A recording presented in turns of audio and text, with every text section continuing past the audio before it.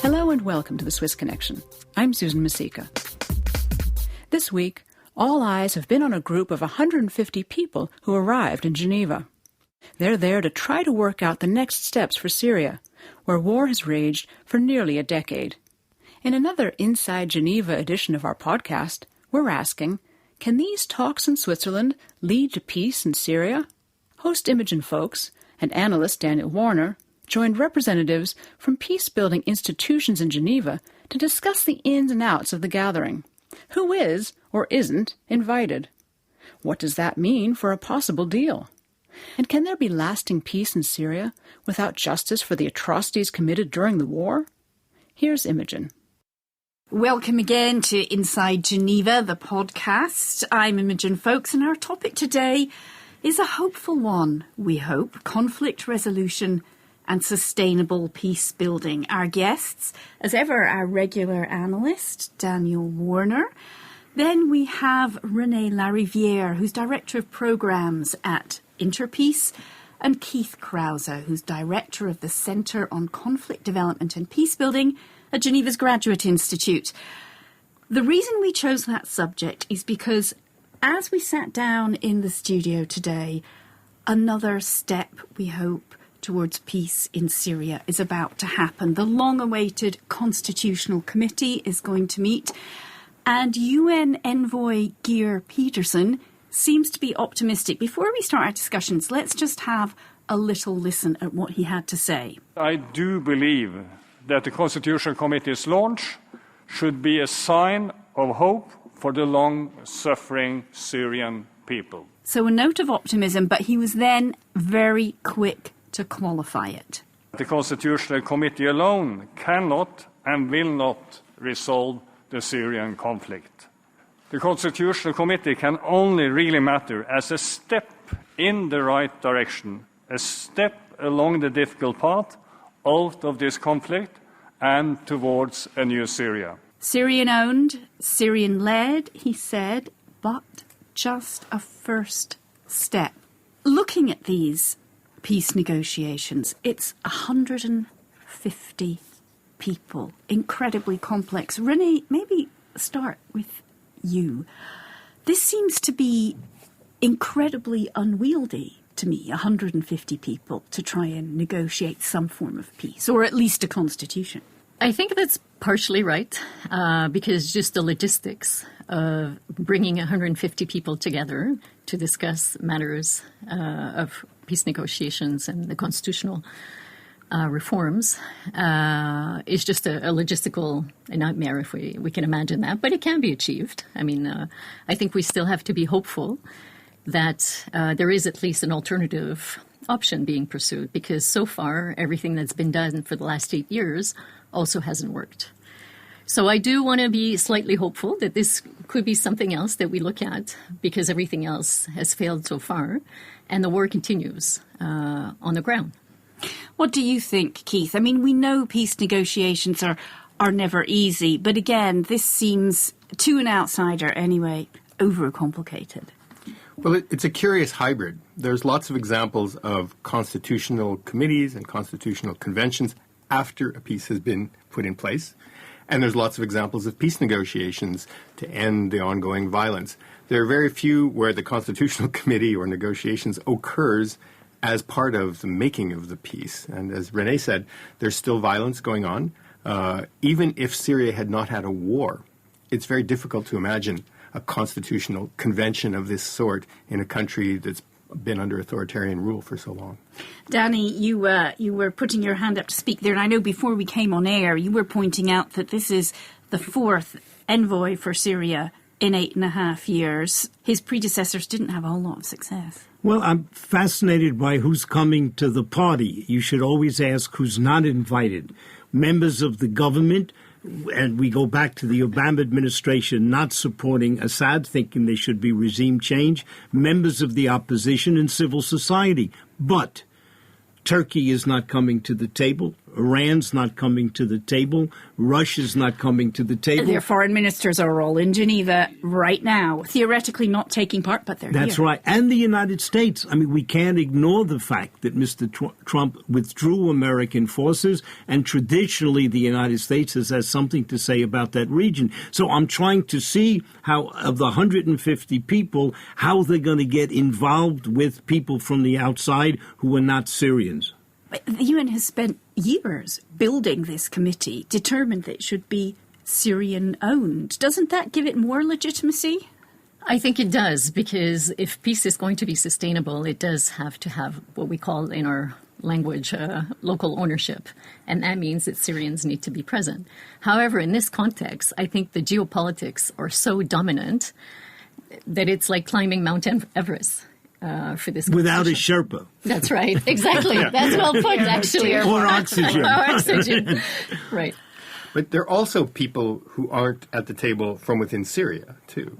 So it's not just that there are outside geopolitical parties, but there are potential spoilers from different armed groups who don't even need to be named, or people who have large caches of weapons who may be able to use them, who are clearly not part of these conversations and can play a significant spoiler role, whatever the outcome.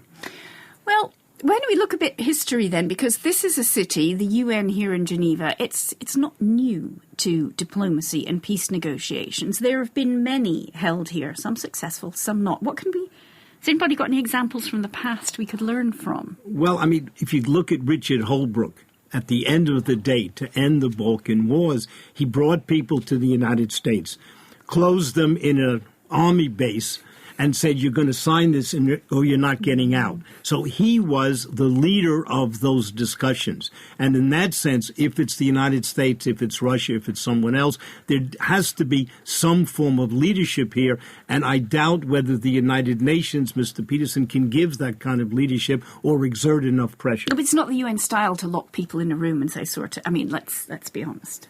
I think that's true. There's nothing magical about the air in Geneva, though, that guarantees peace talks.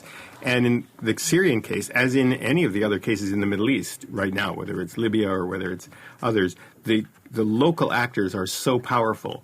They control the economy, they control the army, they control all sorts of resources, and to some extent their allies, that will make it very difficult for any external party to have sufficient pressure, whether it's Russia or the United States or even Iran. I think many people overestimate the power of the external actors. Renee, you wanted to say something? Yeah, actually, I think maybe Geneva is not always conducive for peace talks because it is a nice environment. You come here, you stay at the five-star hotel next door, and it's the political elite that come. I mean, it's a business. It's a livelihood to be in peace negotiations. And they're often not representative of all the parties that should be coming around the table. In one of the South African cases where they held mediation efforts in South Africa, they actually had to essentially cut off the hotel and the bill and say, you have to come up with a deal because we're sending you home. You're a little too comfortable. It happened with the FARC in Havana. Well, I wanted to come back to the notion of being inclusive. Keith, you mentioned that not all people are at the table. What about the Kurds? I mean, when you think about this, the Kurds were in a given area. They have now supposedly been driven from that area. This is a group that has 25 million people. They're always losing in these kinds of situations. What's going to happen to them? Are they represented? Do they have a role to play in this constitution? And I think in that sense, it's not being totally inclusive of who should be at the table.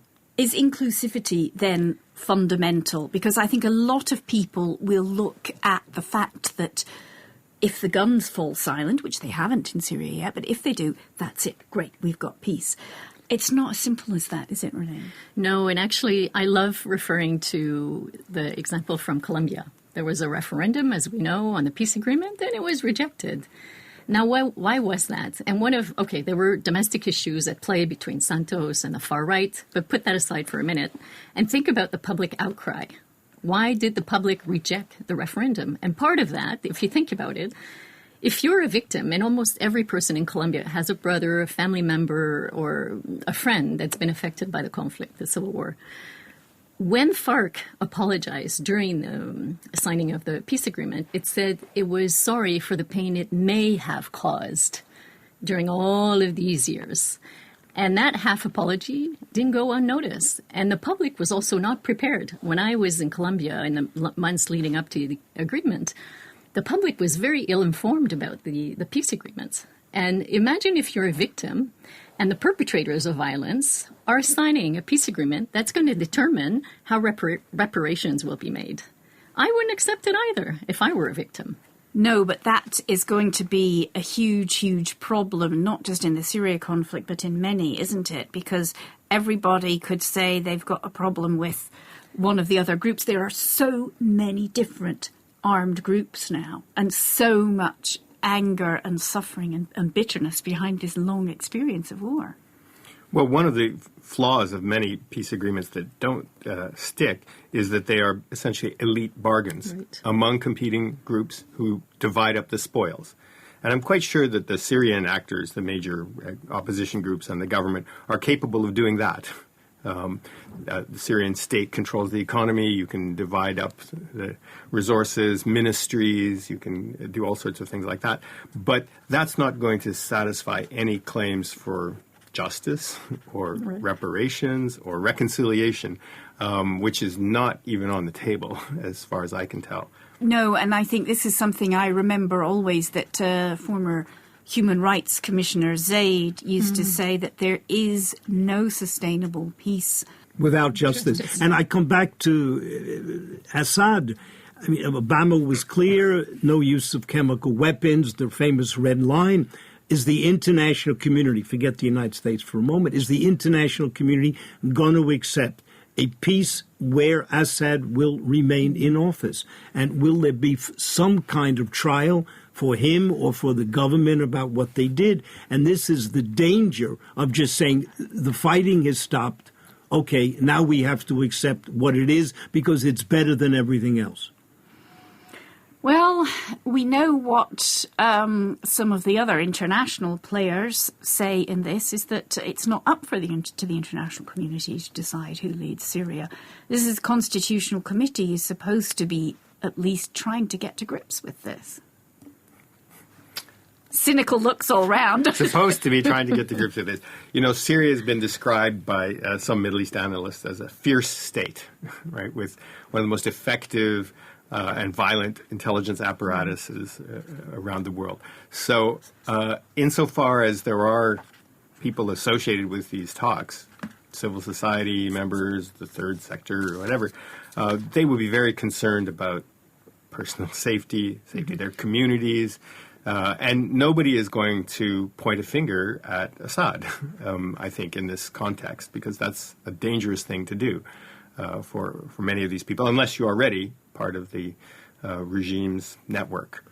And so I think that raises some issues about the fig leaf of local ownership here, where, of course, if Syrians, 150 of them, agree that under some formula Assad should remain in power and decentralize whatever, then that will be seen as good enough for the international community to say, well, Syrians have accepted this.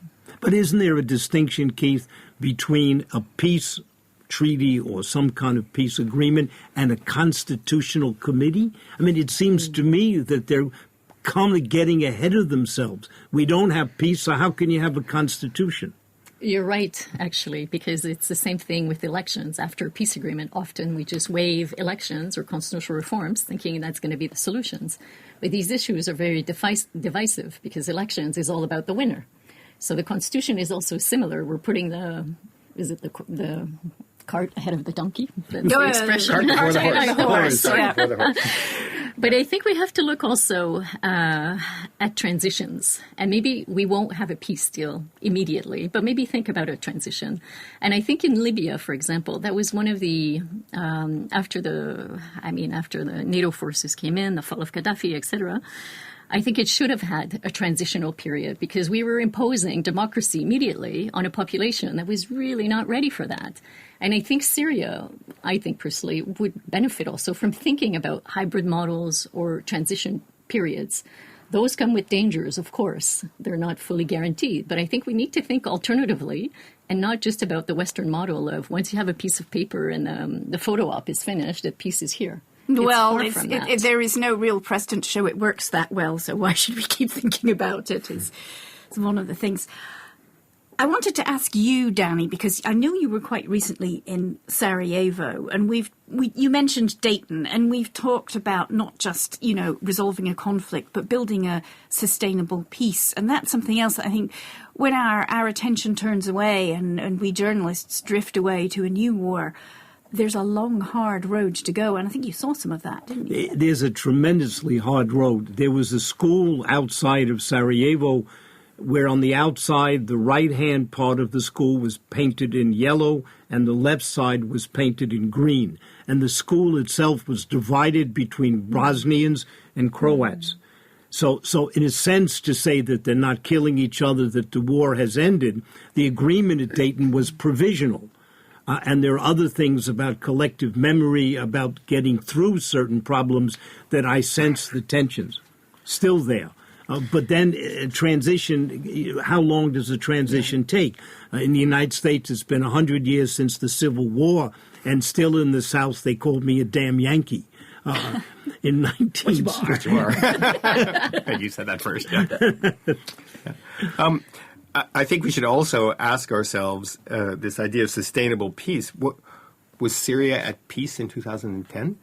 Depends how you define peace. For us looking outside, nobody's fighting. Yeah, sure, that's fine. We were paying very little attention, I suppose, to the what the state was doing to its citizens. But it was a terribly repressive state with large numbers of people imprisoned and tortured and other such things. Assad's father is very well known for the so-called Hama rules, which were the massacres of Islamists now a couple of decades ago. And there's this idea that the status quo ante was peaceful is, I think, problematic in a case such as Syria. So maybe people's expectations are not that high. Give this as a silver lining, that anything that gets us back to a situation of not rampant violence and they can get on with their lives would be at least as good as what they had before. Yeah, but Keith, are you implying that a dictator, autocrat, is better than some form of opposition? No. I mean, I know, but look at Rwanda. It's a secure state. There's absence of violence. Can we say that there's peace? Sometimes I've been reported from a few conflict zones, and sometimes, and especially talking to women, what I sense is, please, please, please, can I just open the door and let my kids go to school and know they're going to come home and be able to go and buy some food? These things are actually quite important. It's maybe not total peace, but it might be a start. Right. Well, I think I come back to the quote about peace and justice. I mean, justice is not simple at all. And sometimes if you have these truth commissions, or if you say people before the Human Rights Council or in The Hague, it could cause more problems, in a sense, in terms of violence and exactly what Imogen, exactly what you were saying. So that whereas we want local ownership, we want democracy, we want certain values, at the end of the day, if you try to push those forward or promote them, it could be counterproductive. Well, and they're not all three consistent. Right. Local ownership doesn't always lead you to democracy. Certainly doesn't always lead you to liberal values. So I think there are some definite tensions built into this, especially since local ownership usually means that the people who have power locally are the ones who dictate the terms. Because it seems to me in Syria the most important thing would be a ceasefire. That would not be just a question of 48 hours, but over a long period of time. And to have a ceasefire, all the parties have to agree, and someone has to supervise. And we don't see anyone willing to come in internationally and say, we'll supervise that. Yeah, I think that's not on the table at all, I think. That's a big problem. Is it on the table? I think there's going to be more fighting over who gets which bit of land before we get to a ceasefire. Yeah. That's what I sense. Yeah. We are, unfortunately, as ever, approaching, it's flown by, the end of the programme. What I'd like to do, though, is ask each of you to give me either an example of a peace negotiation that really worked, or some kind of peace negotiation style that should be completely avoided. Keith, you're casting your eyes to the heavens, so I'm going to start with you. It's very hard to find one that has worked. So I think I'm going to go on the other side and say that what you should really avoid is a fig leaf for the international community, whether it's a constitution or an election or some kind of ceasefire that allows us to wash our hands of it and let the local people live with their consequences. And that's happened too often. I do think that the road is long and hard. I take some comfort from the Colombian case, not because the referendum failed, but because the next one succeeded and because there were successive rounds to bring in different groups over more than a decade. But that was in a country with a very well-developed civil society and administrative structure, and a lot of international attention. So it's not a perfect example, but it's not a bad one, and it tells you something about how long this will take. Renee? And I think for me, I mean, just building on what Keith was saying, it's all about lessons learned. It wasn't perfect in Colombia, but thankfully, the process was able to adapt as it went forward. And I think that's what's important to remember. I think in Syria, my sense is that we're repeating the same errors over and over again and not really learning from the process. There's no cookie cutter approach, unfortunately, because it's all context specific.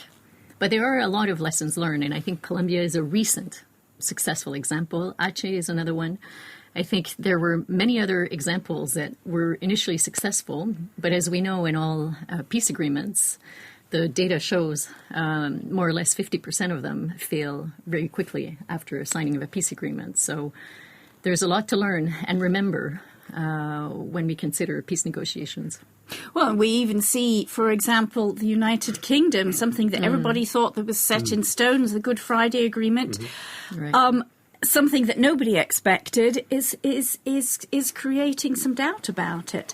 Danny, final words to you, because I know also you want to tell us, for our listeners who want to know more about this particular subject, there's also Geneva Peace Week. I just wanted to get in my example, paradoxically, would be Richard Holbrooke, because he did stop the fighting in the Balkans. With the United States behind it, a huge individual effort. Peace Week coming up November 4th through November 9th in Geneva, sponsored by a platform, and you can look it up on the web, the Peace Week, with lots of NGOs, lots of discussions, but very inclusive as well. People coming from all over the world, an emphasis on civil society. And I think it's something that's been extremely successful, and something, if you're interested in the topic, you should look up the platform and see what's doing, and hopefully come to Geneva to see. Well, on that note, thank you all very much, Renee Lariviere, Keith Krause, Daniel Warner, for joining us on Inside Geneva. And I think we can all say we wish the 150 participants in Syria's Constitutional Committee and the facilitator, the United Nations, all the luck in the world. That was Imogen Folks leading a discussion on the Syrian peace efforts that are underway in Geneva. Visit us at swissinfo.ch, where we will continue to follow this topic as well as others related to international activity in Geneva. The Swiss Connection is a podcast where we talk to newsmakers based in Switzerland as well as Swiss people living abroad. We produce this program every few weeks, so follow us on Twitter or Facebook for a heads up when the next one comes out. Better yet, subscribe on Apple Podcasts or another platform to be sure you don't miss any episodes. Thanks for listening, and thank you to studio technician Donnie Wheeler. Signing off for all of us here, I'm Susan Masika.